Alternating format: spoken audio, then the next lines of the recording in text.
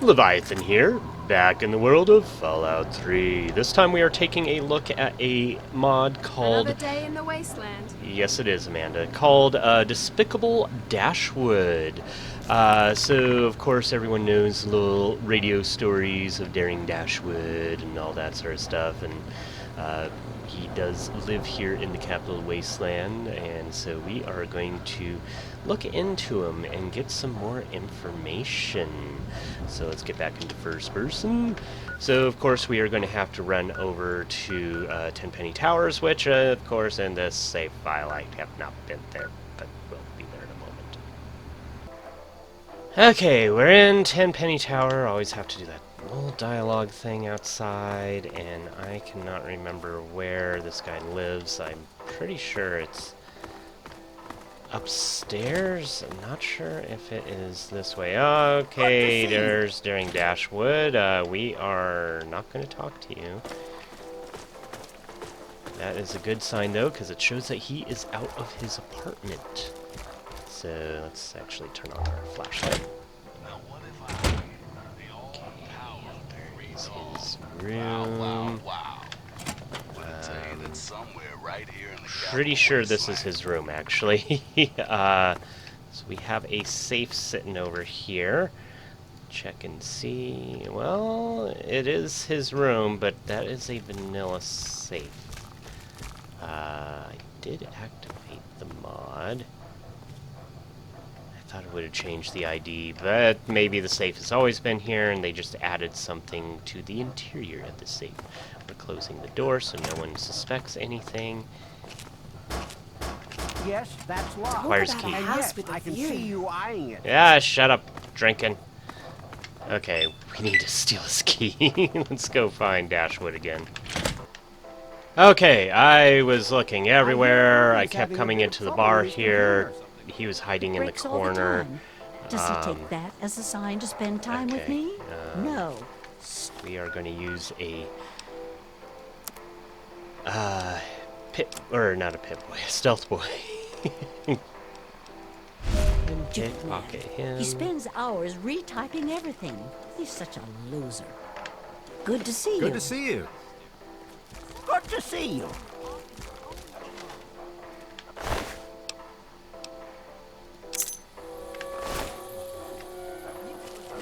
Okay, we got his key. No one saw. We're getting out of here and going back up to his room.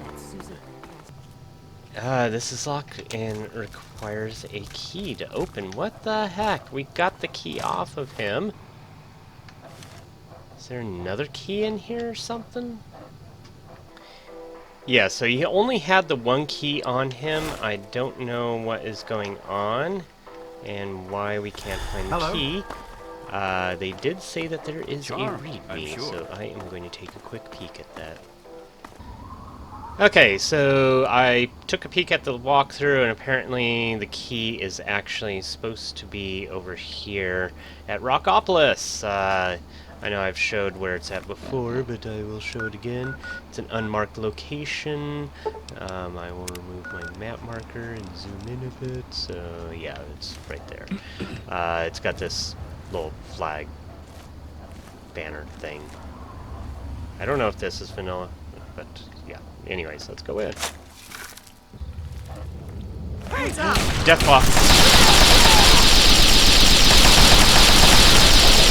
Okay, he's dead.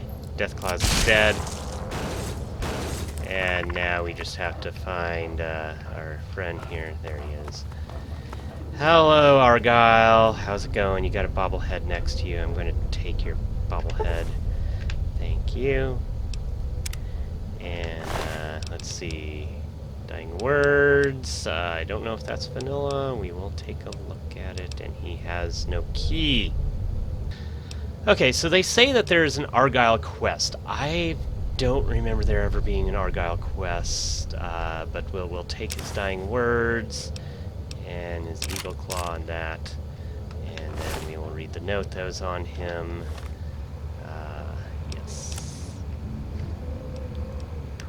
Dashwood, you despicable bastard! Okay. Okay, let's just poke look around here real quick, make sure there's not, okay, that is, I think that is vanilla. Yep, that's vanilla. Okay, we're just going to break into the safe. Cheating! Okay, so Dashwood is sitting over there now. We are going to use another stealth boy. And,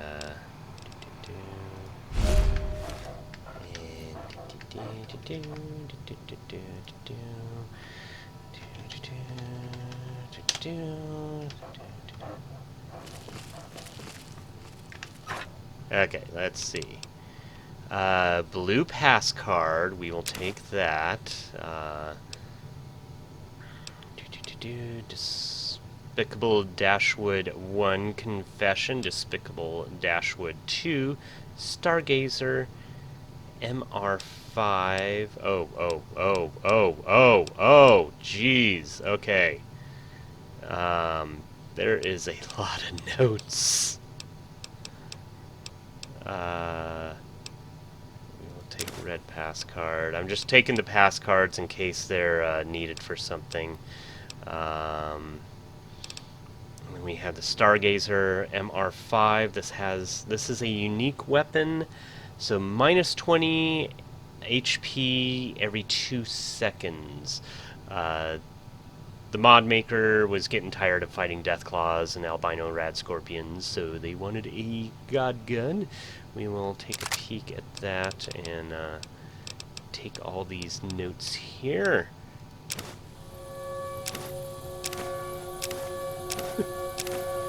Great way to lose a lot of karma out of nowhere. May as well take those as well, since we've already lost all this karma.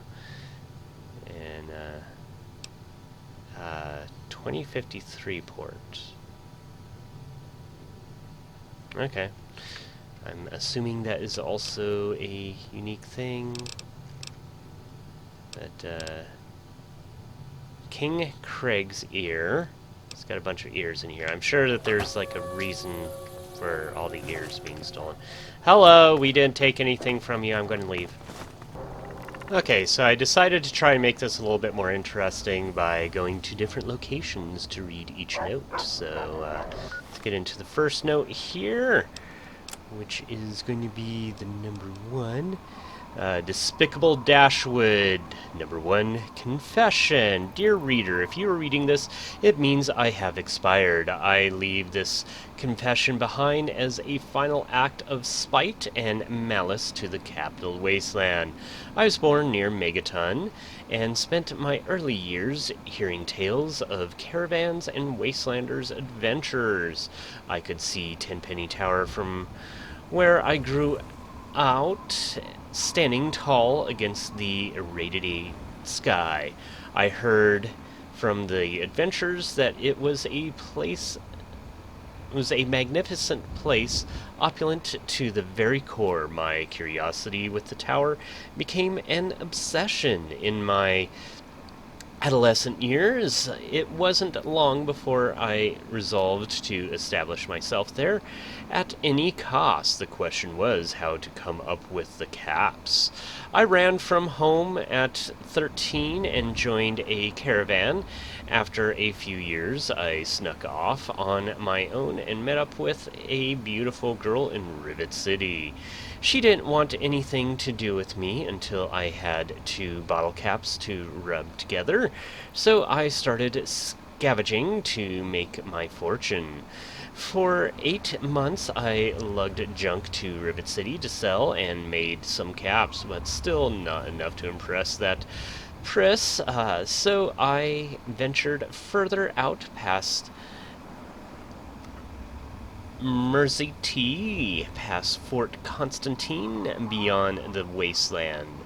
I was searching for the big one, something that would net me my fortune. Instead, I found nothing but rock and deathclaws. I learned very quickly to make adjustments to my equipment to suit my needs, and I learned that survival gear commands the best caps, so I started selling my weapons, inventions, and even the schematics for them. After a few years of exploring, I had enough caps to woo the Rivet City girl, but by the time I came back, she had a little accident with a leaky reactor in her travels and had, well, ghoulified. I didn't care though. I still tried to catch up with her in Underwood. When I found her, she had fallen for Argyle. That's how he and I met. We at first competed for her, and then we became good friends. Oh wow, these things are really long. And resolved that she wasn't worth it, so we set out together for adventures. When we hit the sands, my ultimate obsession, Tenpenny Tower stood firm on the horizon. Argyle didn't share the dream. He was out for adventure. I still didn't have the caps to get in, so we traveled together everywhere. In our travels, we had to make choices, and often we chose the bad path. Our reputation expanded across the wasteland, and we were on a first-name basis in every town in the waste. We developed a network of contacts and got some great leads on ancient treasure troves and people who had grudged money on them. Scavenging ears became just as profitable as wares. Argyle and I were ruthless contract killers. We even wasted an entire shanty town just to get one mark. After word got out about that, I started getting the moniker Despicable Dashwood. It was good for business. I was already a star in Rockopolis for taking out some of King Craig's personal enemies. We were given citizenship and the secret knock to get in as we pleased. I never liked Craig as a man, but his caps were good. The town kept looming on the horizon, beckoning me. I still need that big break, so I set something up with Paradise Falls. I used my Paradise Falls connections to get an audience with the Black Widow, Miss Penelope Chase. I made deal with her. I got her and the Slaver gang into Rockopolis, and they mopped up while everyone was asleep. I was paid handsomely for it. It never sat well with Argyle that we did what we did to Rockopolis. I sensed this and deemed him a liability while the slavers herded the last of the new catch out of the cave. I shot him in the back and left him to die a slow death. In the now devoid cavern of Rockopolis, I left him his stupid eagle's claw laser pistol he loved so much. Within the week, I had set myself up in Tenpenny Tower.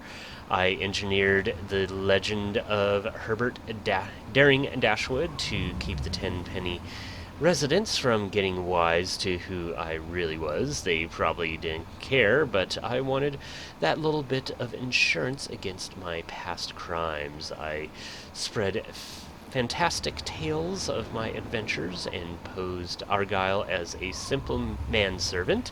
Even I was surprised how successful the lie was. It even made it into GNR's programming as a serial. Daring Dashwood gives people a good guy to believe in, aspirations, and most of all, hope.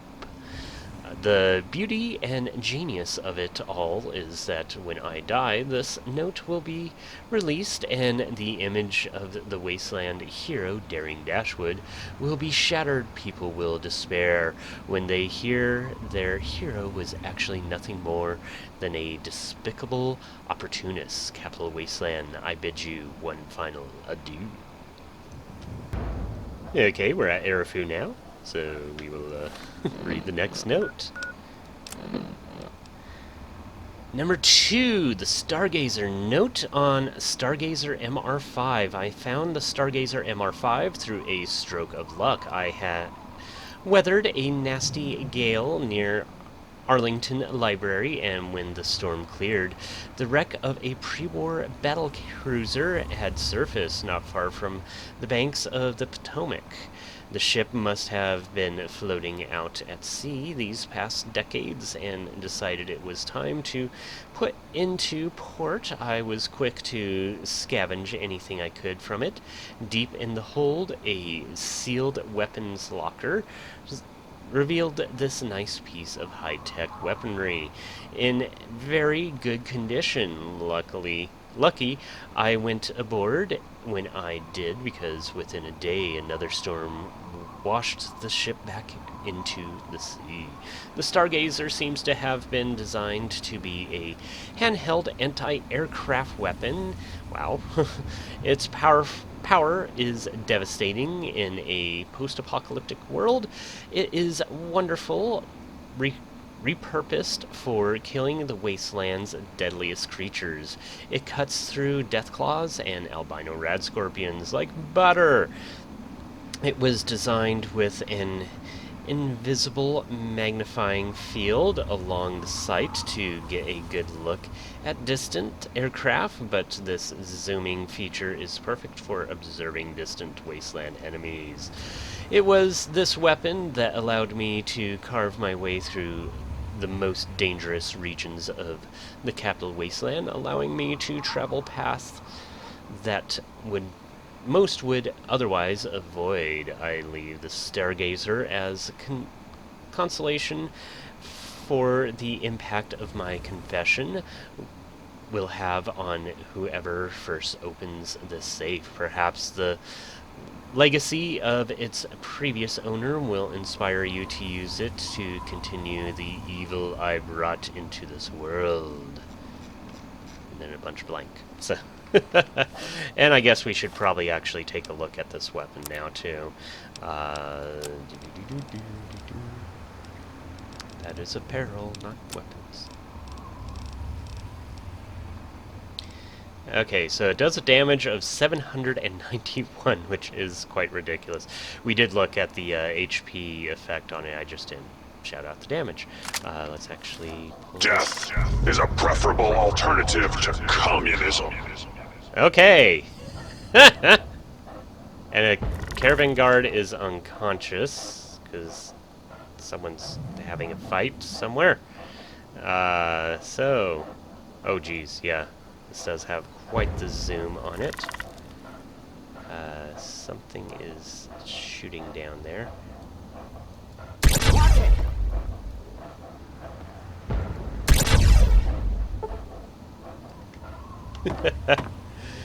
Oh boy. Do we get the robot? Nope, it's still alive.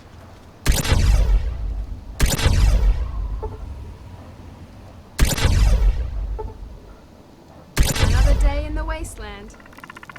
Hey, come on.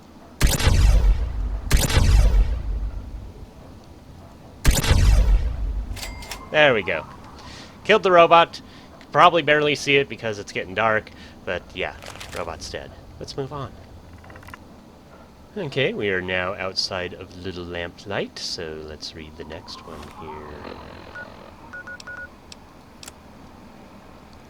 Number 3. Note on radiation rifle. This is one of my favorites. I learned early on to modify what I found in the wasteland to suit my needs. I need something that would do some of the killing work for me. I took the best hunting rifle I could find and rechambered it for 5.56 rounds. I created the interior, or coated the interior with some nasty radioactive sludge I borrowed from near Vault 87. Another story for another time. A rigorous maintenance and oiling routine ensued that ensured that the weapon fired and reloaded quickly. The end result produced a deadly projectile that carried a radioactive touch, thus poisoning the target for a short period. Just point, shoot, and let the poison do the rest. Of the work, rest of the work. It worked so well on raiders and small creatures that I kept it by my side at all times. The raiders even learned to stay away from me. We knew that... Who knew they would be afraid of a little radioactive shell? Okay, we did not get that weapon, but we will move on now. Okay, we are now outside of Megaton, and we will read the next note here. Number 4. Let me just see. There's so many. Okay, note 2053 port. This is on that wine bottle that was in there. This bottle of port wine is over 220 years old. I found 2 bottles in the cellar of a destroyed estate to the west during my solitary explorations. So many years ago, I cracked open one of the bottles right there, and right there and then. It was the finest thing I had ever tasted. I saved the second bottle for that Priss in Rivet City in a safe place and not far from the Super Duper Mart, but by the time I had tracked her down, I had forgotten about it. The events that happened after left the bottle neglected for some time. I remembered the hiding place in a dream some months back, so I tracked it down, and it was still there. This note is a reminder to avoid drinking it until I can get that Susan Lancaster pregnant. That'll be worth celebrating. Okay, interesting. And then a bunch more blank stuff. Let's move on. Okay, we are now at Big Town, and for some odd reason, a bunch of people are really freaking out. I don't know why. Let's read the next one. Number 5, note on cram. Still trying to figure this stuff out. Supposedly it's made of or like ham, which I guess is some pre-war animal. It tastes like rubber. I've accumulated a few cans of it lately and plan on smearing it. Yes, it smears very well all over the underside of Chang's bed. It seems to keep when it's in the can, even for 200 years, but once it's exposed to air, it goes rancid very fast. I wonder how long it'll take for him to figure it out. That is horrible. Let's move on. Okay, we are now at the scrapyard, so we will read the next note. Notes. 6. Note on biologists. A few weeks ago, a biologist stopped by the tower asking about Deathclaws. I think he said he was doing some research on some Brotherhood project, something about a scrambler. He was well equipped and said he was headed north to what he called a haven for Deathclaws. He had a distinct steel footlocker attached to his Brahmin. I asked what was in there, and he said supplies, but I never saw him open it when he was trading with Gustav. I'd like to think there's some hot Brotherhood tech in there. They did mention that there was something about, oop, we're getting shot at. Something about, a special locker. We'll go over to that location. Okay, so, the next location we are going to read the next note, and is supposed to have some loot here, is over here near the Deathclaw Sanctuary. So I am very nervous because there's going to be a lot of Deathclaws around here. Oh. Well, that's the end of that. Yes, it is. You're being attacked by mole rats here. But yeah, the Deathclaw Sanctuary should be somewhere near here, I think. Okay. It looks like there's no Deathclaws. Oh, hello! Okay. Oh, crazed. Oh, no! Now I'm dead. Okay, we got a Deathclaw here. And the guy that he was fighting... Oh, he ate his legs! Oh, we do have the Deathclaw Gauntlet schematics. That's awesome. Pretty sure I already know these. I don't know what the red dots are up ahead.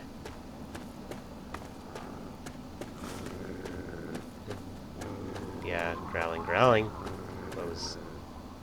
Well, we got another Deathclaw go into orbit. That was fun. That's good, actually.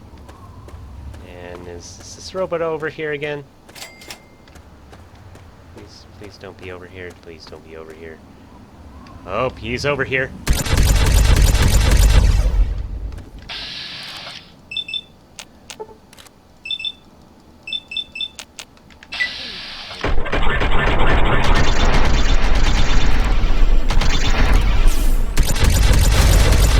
Okay, good. We survived that time. I'm waiting for that Deathclaw to drop on us. Let's oh no. What's that? Okay, you guys found Enclave. Okay, Enclave's dead. Enclave's dead. Let's look in this. So, average lock. And got some ammo, bone saw, power helmet, Brotherhood scribe camera, Deathclaw hand, research logs,